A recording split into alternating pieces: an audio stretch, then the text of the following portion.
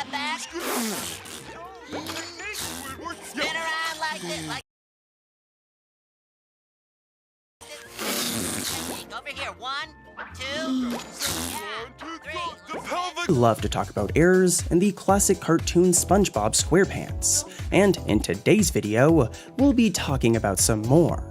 With that said, here are a few SpongeBob errors that were forgotten by Nickelodeon. Before we get started though, leave a comment down below, letting us know any SpongeBob errors that you'd like us to cover in future videos.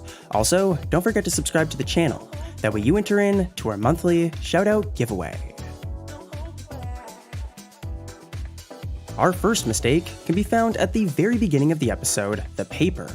In this episode, Squidward throws away a scrap piece of paper, and while he's convinced it's useless, SpongeBob thinks otherwise, and begins to repeatedly ask Squidward if he can keep it for himself. Squidward, who becomes fairly annoyed with SpongeBob, stomps over to his house, opens his door, and slams it in SpongeBob's face. Now when we first see Squidward's door, it has a handle, but moments later, when Squidward opens his door again, the handle has randomly been swapped for a doorknob. It's a small mistake, and this is a Season 1 episode, so I can't give the animators too much trouble. A spectacular afternoon of underwater fun. A treasure trove of... Garbage. So you don't want it? Right. Does that mean I can have it? Yes, by all means, take it. Last chance to change your mind, Squidward. Take it, SpongeBob. Take it, please, and promise me, no matter how much I may beg and plead and cry, don't give that paper back to me. Ever. In the episode Bubble Stand, SpongeBob is at it again, annoying Squidward, but this time it's due to his new bubble stand, a small vendor where SpongeBob charges a small fee to let people blow bubbles. This episode is great, but that doesn't mean that it's perfect, as there are two big mistakes that can be found if you have a good eye. The first one can be found when Patrick's rock opens at the beginning of the episode. I don't know if SpongeBob has been making renovations, but his door seems to be missing in this brief shot. The second mistake can be found near the middle of the episode, when Squidward is desperately trying to blow bubbles, as SpongeBob watches. Right before it cuts back to Squidward, there is a transparent picture of a rough timing sheet, which only appears for about a frame. Yeah, this one is pretty bad. I mean, who in the world would pay to blow bubbles?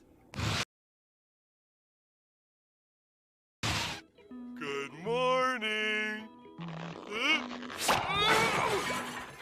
Step back. Spin around like this. Over here. 1, 2, 3. The pelvic wound. Squidward becomes frustrated with SpongeBob in the episode Squidward, after SpongeBob makes a puppet version of Squidward that everyone in Bikini Bottom likes more.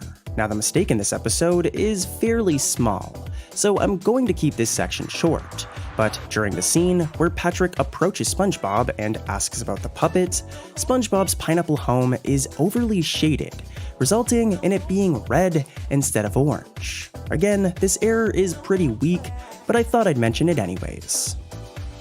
You little charades master, you. Squidward, you look a little different. Wow. Have you been working out? Actually, Patrick, this is... Hold it, SpongeBob. Oh, I know. You shaved your beard. When SpongeBob discovers that Squidward has ordered a female purebred racing snail in Season 3's The Great Snail Race, he gets a little too competitive and enters his pet snail Gary into the race, eventually coaching him to the point of exhaustion. It's pretty hard to watch. At one point of this episode, we get a shot of the Oyster Stadium audience, and if one takes a look at Bikini Bottom resident Fred closely, they'll notice that the animators forgot to give him a pair of pants. To make things worse, if you take a look at Nat and Harold in the back, they're not only missing pants, but the animators didn't even give them legs. Here's a clip. And what a proud moment for this sport. The crowd is going absolutely nuts for Larry. The season 11 episode, Feral Friends, has a pretty interesting plot. A luminous green moon comes out of a volcano and turns every creature in Bikini Bottom into biologically accurate-looking fish, even SpongeBob and Patrick. However, SpongeBob is just a kitchen sponge. This is ironic, considering SpongeBob was based on a sea sponge, but I'm not going to get into that right now. What I will get into, though, is Sandy's realistic design. Yeah, believe it or not, Sandy gets turned into a realistic squirrel. However, look at this shot of realistic Sandy.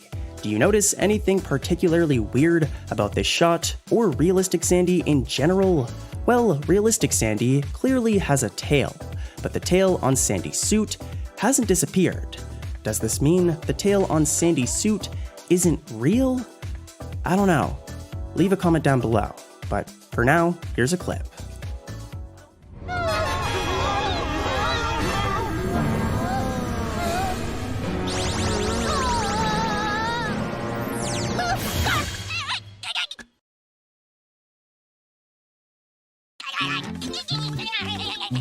You don't see that every day. Jinx!